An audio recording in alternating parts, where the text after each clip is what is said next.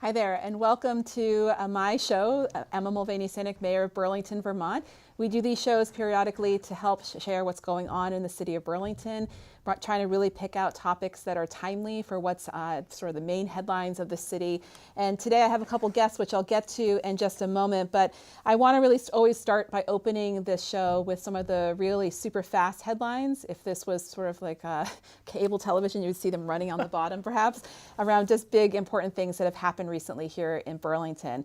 And the first piece I really want to start with is earlier this month in March, we had a pretty remarkable town meeting day election. In terms of the city's questions we put on the ballot, I'm really proud and grateful to the voters for affirming in such a strong way 3 major bonds that are quite the investment in the future of the city of Burlington. We talked a lot for the weeks leading up to the March election around the importance to really look forward here in the city of Burlington, around the needs for our infrastructure to really be invested in, repaired, replaced in many cases, for us to be able to get to a place where we can actually meet our housing goals and our climate goals, as well as our community safety goals as a community. So I'm tremendously grateful to all the voters for turning out and for supporting those measures. Our general obligation bond, which is the bond that will support a lot of our capital needs, including our community safety needs related to some of our facilities and fleet that support our community safety workforce, was passed with about 75% of the vote, a really sizable and really resounding amount of majority support from our voters. That's $20 million that will be spent over 3 years in really impactful ways. And then, of course, we had our 2 water-related bonds, our water bond itself, which is related to our drinking water system at $20 million, supported with over 80% of the vote, 83.6%. And our lake bond, which is our most sizable bond we put in front of voters at $152 million for our lake. And we call it the lake because it's related, of course, to our wastewater system, which is connected to our lake's health and well-being. And that was supported as well with almost 81% of the vote. That's really a resounding I think, affirmation that we're headed in the right direction, and these investments are long overdue and needed. And I really, again, really appreciate the voters. We also supported 3 charter changes, and the one in particular I want to call out that now is headed to Montpelier is to prohibit guns, firearms, from being in establishments that serve alcohol in the city. This is something we attempted over 10 years ago, and I'm a little bit floored, to be honest, that we were able to pass it with 86.6% of the vote. That is such a strong, unified, almost completely unified voice from our city to the State House and to the governor, that this is a critical piece of our community safety network of solutions that we need to bring online to make our downtown safer, and to also just use common sense that when there is alcohol being served and guns presence, it's a really dangerous combination, and we want to head in that direction. So on to Montpelier we go. I also want to note, in terms of other major headlines, this week we're joined and welcoming back Chief Sean Burke to the Burlington Police Department. He started in the Burlington Police Department as a young officer 20 plus years ago, and spent a lot of his formative years coming up within our agency. And he has come back from South Burlington to now help us in this critical moment of transition for the department as we strategically rebuild internally our workforce there, as well as the cultural morale of our department. And I couldn't be more pleased to welcome him back and to really appreciate him for coming back at such a critical moment. And while we say welcome, we also say thank you to outgoing Chief John Murad for his more than 6 years of service to the city. And as I told him multiple times, as well as at City Council on Monday, it is no small feat, really, to be a chief of police, especially in these times, and especially here in Burlington, where our community safety needs, excuse me, are so complicated and complex. Excuse me. And really, I wish nothing but the best for Chief Murad, and extend a lot of appreciation to him and his family for 6 years of service here to the city of Burlington. And so again, thank you for your service, and we'll see what comes next for Chief Murad and what his career has for him next. I also want to invite folks to watch the recording of Monday, which was March 24th, City Council meeting. The point being, there's a lot of critical updates to major projects that we've been working on for the last several months here in the city of Burlington. They include the fiscal year 26 budget that we're halfway through developing for council final consideration in June. an update on the Memorial Block. This is the block that the Memorial Auditorium sits upon, and what's happening next with our developer partners, as well as the general health and needs of the community for what's coming in and around that block. We also gave an update on an effort to start to envision and imagine into bringing a new building online for the city that would be a public health and safety building somewhere in the center city. We gave an update to the council on where we are with starting designing and scoping a location downtown, and what would it take to build a building that really meets today's critical needs for our workforce and for the downtown's safety needs. And finally, there's another update, because there's lots going on an initiative we're calling Modern Gov, which is our effort to right-size government for the city, to put us on not only an effective path where we're efficient with our resources, but one for which we can afford. And I've told voters time and time again, I'm deeply committed to making sure that we have a city that people can afford to live in and stay in. And this is a piece of that puzzle of making sure that we have a budget and a structure of government that we can afford and sustain going forward. So a lot more in on, thank you to Town Meeting TV for recording, of course, city council meetings every time they happen. And you can watch a lot of these presentations and look at materials on the city website. So with that, we have a lot we're going to jump into today with two guests from city government, two of my department heads, who are here with me to give a little bit of an overview on the Main Street Great Streets project, which is a project that predates me as mayor, but it has been quite the undertaking for our city, but such a critical one as we look at what's ahead of us as the city, and as we get making sure back to that infrastructure work, we start really looking underground for really what's going to come next for our city, for its vibrancy, for its businesses, for its housing needs, for its climate needs as well. So I'm going to start first. I'll introduce both of them as we invite them into the discussion, but I'll first start with Chapin Spencer, who is our Director of the Department of Public Works. And since Cara is also on screen, this is Cara Hollersworthy, who is our Director of the Business, Workforce, and Development Department, which supports businesses everywhere and workforce everywhere in our city, but it has a primary focus also on the downtown's health and center city needs. So Chapin, enough talking by the mayor for a second. So while I catch my breath, can you give us a little bit of the history and a general overview of this big project that we're underway with? Thank you so much, Mayor. And yes, these are busy times. The Main Street Great Streets project is a ambitious, multi-generational project here, reinvesting in our downtown streets to add new vitality, higher level of resilience to our downtown streets. And I'm really proud to have launched the Great Street Standards back in 2016, which, after decades of making some superficial improvements downtown, we had not invested comprehensively in our downtown streets from the bottom up, starting with the utilities up to the sidewalks and street trees. And so we laid out the standards in 2016. We started with Great Street St. Paul Street in 2018, the 2 blocks of St. Paul Street, and then during the pandemic, constructed the City Hall Park renovations, which were designed to Great Street standards, and then now we are embarking on Great Street's Main Street, 3 blocks from Pine Street up to Winooski. And we can go through the presentation if you'd like to summarize the elements of the project. And then before we do that, actually, because this was something I certainly talked to you a bit about, and I'm getting into the practice of making this a conversational talk show kind of thing, because it makes it much more interesting for the viewer instead of city council presentation mode. So we'll just relax a little bit. But I was really curious when I became mayor around what are these standards exactly. If you could give a couple of examples. So for the average person who's not super technical, how does a street feel a little different when it has that standard applied to it? Yes. Well, a lot of the improvements underground are not necessarily noticed, right? Wastewater and storm water and our water pipes are decades old, in some cases centuries old. The water pipes underneath Main Street were from the 1880s, and they are getting replaced. And what happens, we also have a wastewater line near Periwinkles that has created sinkholes. It just is porous at this point, and material is washing into the sewer pipe.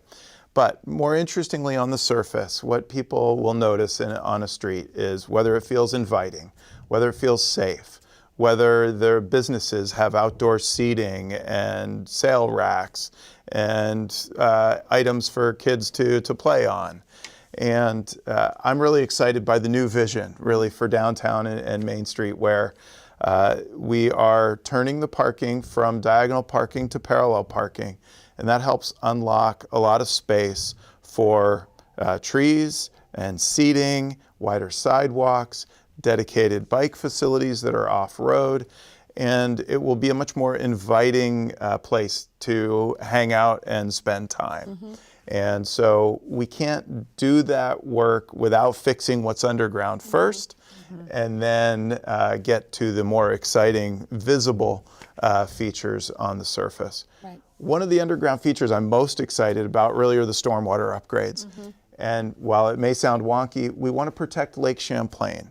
And when we get rainstorms, the stormwater washes very quickly, picks up sediment, picks up pollutants, and transports them to Lake Champlain. Through this project, as with many others, we are filtering the stormwater, we're detaining the stormwater, and making sure that we protect Lake Champlain while we build these new great streets. And I've been in Burlington long enough where some of it, if people have been in Burlington 15 plus years, remember the lake that would form at the bottom of where Main Street's sort of the steepest part of the hill before you goes past Church Street, around the pizza place, right? Mr. Mr. Mike's. Mike's. Yeah, it probably had a lake for all of us, right? And we could get canoes out. I'm sure the college kids would often get canoes out. I mean, Right. this is part, but that's a visual. I just think that part of this can feel really unfamiliar or confusing when you can't think of visually what we're trying to talk about, both what we're fixing and how underground work is connected to making sure there's no more lakes where that water pools, or where the water just runs because there's not retention happening along the street, down our large Main Street hill, right into our system, or right into the lake, or frankly, washing out a lot of the actual green space that exists right now, at least on Main Street, where the green belts turn into mud pits, or just there's nothing, no grass could ever try to survive, let alone a tree, right? So those are right. really both environmental impacts, but just the visual of what I hope folks and viewers can really start to imagine into what we're talking about. So why don't you bring us a little bit more with just the project, and then I do want to bring Cara into the conversation around, Absolutely. you know, really the street top, right? The businesses and the vitality and the community, and more of what the visual, which I appreciate you going there with the, what does this look like? Because we have glimmers with St. Paul's work and glimmers with City Hall Park, but this is pretty significant. So underground, you also Sure. brought a visual. I did which bring made a him bring visual. this thing. And so We have a people prop. Yeah, could, right. show the camera here Yep. to an old section of our water mains. Right here, yes, thank you. This is a cast iron water main, and what you're seeing inside, and yes, this is a potable water main, not a sewer or stormwater pipe, is what we call tuberculation. These are mineral deposits that over decades bind themselves to the inside of a cast iron pipe. The challenge with that is that over time you can see it narrows the pipe diameter, the effective diameter, and fire flows and the amount of water we were able to transport through this pipe decreases over time. And so we have two options. One option is to reline a pipe, and you're able to see here that we can clean out the inside of a water main once we decommission it temporarily and put a liner on the inside to restore its throughput. The other option is a full replacement of the pipes, and that is largely what's being done with Great Street's Main Street. So we will have brand new pipes that will have their full flow and will last for 100 years or more. That was going to be my question. How long? It will be far beyond our lifetime There when the next round Yes. of folks Burlington. have to deal with these great streets. So it's really, I think, powerful for all of us to realize that this is work that is going to lay the foundation for the next century of vitality for our downtown. Right. Yeah. So let's bring it to the street level now, Yeah. right? Because we know that this is a big impact on in terms of the flow of downtown, in terms of the businesses along Main Street, on the edges of Main Street as well, and just the community being able to get around sort of the center portion of the city. So, Cara, I know you and your team have been working really hard to engage impacted businesses and to be thinking sort of a few steps ahead around how do we make sure people know businesses are open and needing support from locals and whatnot. But if you could just give us a little bit of how we've been doing that level of community engagement. Yeah, sure. Any of these projects projects are definitely disruptive, right? Especially this project goes really deep into the ground, and that's causing a lot of disruption. We need to get the message out, and my team has been trying to let people know that these businesses are open. And they're also struggling, and to not be put off by what you might see right now on the street level.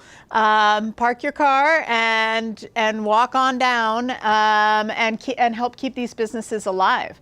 We secured a grant from the state, a downtown vibrancy grant, and that has helped us boost some of our marketing. So we have taken out print advertising and digital advertising, and also targeted some of the suburbs of Burlington, some of our surrounding communities, so that they know that it might at first seem like it's disruptive to come downtown, but we are open for business. We've been on the radio.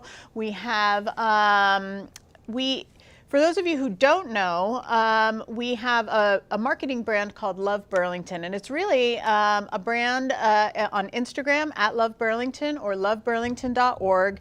And that whole brand, the Love Burlington brand, is there to support our locally owned small businesses. It is its sole goal. It was born out of the pandemic, and it has really blossomed into something that really helps people understand all the different locally owned businesses, the services, the food, the retail, the goods that you can get. And as you know, when you spend your dollars locally, they stay local. And so that's really important. So we've sent out newsletters mentioning that we need to support these businesses during construction. We have 25,000 subscribers to those newsletters. For those of you who are on social media, Instagram and Facebook is a great place to find more information. We have pages up on the city's website. We did a great video with our city engineer, Laura Wheelock, and she helped explain the project in the video, and we have about 15,000 views of that video on social media. So we're really working hard to get that message out. We've also worked with the other departments interdepartmentally to help ease some of our signage regulations, to help support these businesses, get more sandwich boards out, get more banners out. And Chapin's team and my team meet weekly. They have a standing meeting every week to discuss how the project is progressing, what businesses we've heard from, what types of support they need, and how we can collectively try and support them. And of course, the picture you're seeing right now, this is the fun part, right? Like this is what I think Chapin means when he says a generational project, and it's going to it's going to feel like a tree-lined boulevard, so to speak. There's going to be spaces for our retail and restaurants to spill out onto wider sidewalks. It's going to be very inviting for pedestrians and those who ride bicycles as well. And the goal here is to really increase the activity in this area. It's an area that our public and coordinating really closely to try and offer that support. And I would love to just talk a little bit about, in terms of, I love that image because it helps people really be a little bit more tangible about what is this all about. And because right now we're really in the depths, the hardest times, if you will, of this project, because the deep work and the sewer placement, relining or replacement, actually, because we're not relining, we're replacing, as you said, Chapin, that's in the center of the street. So it's very hard to do a lot of adapting right now around just the mechanics of putting new huge pipes into the street line, and then also making sure we're doing the water lines as well, which don't run we don't want them running in the same pipes, of course, because wastewater and water should not mix in when we're trying to use it. And that helps again with the vibrancy of businesses, making sure we have way less disruption. It's quite disruptive. You were talking about the pipe that's sort of just a sieve or whatever, a block up. that when that busts in the middle of the winter, that's highly disruptive. Oh, you to have be to able to close have water your business. service. Exactly. You have right? to close your business. You can't cook. Yep. You don't have restrooms for your employees. It's very disruptive. It's unpredictable and it's costly for the city to fix these emergencies. Absolutely, So, yeah. so it is really hard to balance all of these pieces, right? Of making sure we understand, because we do hear the impacts on businesses and the impacts on folks being able to, navigate the downtown. And we want to make sure that we continue to move this diligently through its timeline to make sure we can complete this actual project. So Chapin, can you talk a little bit about the timeline? It's hard when everything's opened up. Like, how long is this going to last? Like, what is this reality? I mean, I have a front row seat at City Hall every day. I look out You do. at the polls and the progress. So every day I get a personal update. But what does the timeline look like right now? Yes, this is a 3-year project. We are entering year 2, and now I think some more of the fun work begins. Last year was really focused on the ravine sewer bypass, which is rerouting wastewater flows that historically ran in the old ravine cross-cutting downtown of Burlington. And the sewer was built 150 years ago with block and brick in various states of condition, and we are now realigning that properly into streets in pipes that can be maintained with utility service holes where the previous ravine sewer we couldn't access or maintain it. Had it broken, it does run underneath the library, it runs underneath Courthouse Plaza. The new post apartments, which are great new affordable housing, cannot be put online until the old ravine sewer is abandoned. And I'm really excited that this project is going to facilitate that kind of I'm development. going to give a shout out to 7 Days Stuck in Vermont. If you haven't seen, it was put out maybe even a year ago now, but a video on this mystery ravine. It really was a thing. It's pretty cool. It's very cool to understand the history, but also just how tricky this has created, the trickiness around downtown. Look, there's even these great images of what we're talking about. When you have a grid street reality in modern day, how this once existed just is really incongruent to the housing you got to bring online, the vulnerability and the fragility really on some of the existing beautiful things like our library and other things that we're really trying to make sure we maintain. And then of course, Carr is also our project lead on Memorial Block, but unlocking the potential of that block is also critically entwined with this particular project, making sure we can make sure what's literally underground, can't emphasize enough. If that's not in tip-top shape, we cannot really push in the ways we have to innovate and build and grow in these critical blocks in the downtown. Definitely. And without this sewer ravine work that Chapin's team is now doing, we wouldn't be able to be even entertaining the idea of building housing on the Memorial Block, which, I think would be one of the highest and best uses of that land right now, is to have housing, have affordable housing there. You wouldn't be able to build on top because the ground wouldn't be stable enough. I mean, I'm not an engineer, but that's the upshot. This project, while it is disruptive on Main Street, it's still its impacts are broader. Definitely for economic development, for housing, things of that sort. And I think the biggest takeaway is, as we get, sort of to wrap up the show today, is to really make sure that, community members and business owners and even employers who are in the downtown, we completely understand. I mean, we really are in this together, and to really understand this is a moment of understanding. We're about midway through this project. There's a lot of really exciting things on their way. And this particular, how it looks at this moment is not how it will even look, right, Chapin, in another 6 to 12 months or so. Different things are going to continue to move and shift and change as we continue to make sure parts of the downtown remain accessible for folks. I think it's important so people know where we're headed, because you can feel stuck sometimes. And this is a horrible time of year to feel optimistic about much, because we've gone through fall, spring, and now we're back in winter, and it's gray and it snowed today. But this is a moment for us to really embrace where we're headed. And it's a really exciting time for Burlington as we look for the next 2 years about what else we're able to bring online and what will start to really come online quickly as we see the post apartments go up and changes happening in and around the Memorial Block and other businesses being able to really frankly grow and thrive in Burlington when we have more vibrancy up and along this great street because of the design components of this great element of the city. Mm-hmm. So where can people find more information if they want to track this, Chapin? Yes, folks could find their way to greatstreetsbtv.com. You will get all the information there. You can go to the city's website. There will be a prominent link to this website. This website has a very easy sign up for getting your email on the mailing list. You will get weekly updates every Friday on where the project stands and what the traffic patterns are, where the parking is. We've been pleased to work with the Flynn and businesses. Downtown is open for business, and the three of us are shopping and eating downtown as much as we can. I ran into the contractor's project manager at the East West Cafe on Saturday night as I was taking my family there, and frankly, we love our local businesses. We do not have a lot of chains in downtown. And if we really believe in the value of local business, now is the time to support our great local businesses. So please join me downtown and check out greatstreetsbtv.com for the traffic and parking information. Great. And Cara has trained us all well around really the emphasis of really supporting our local and thriving business community.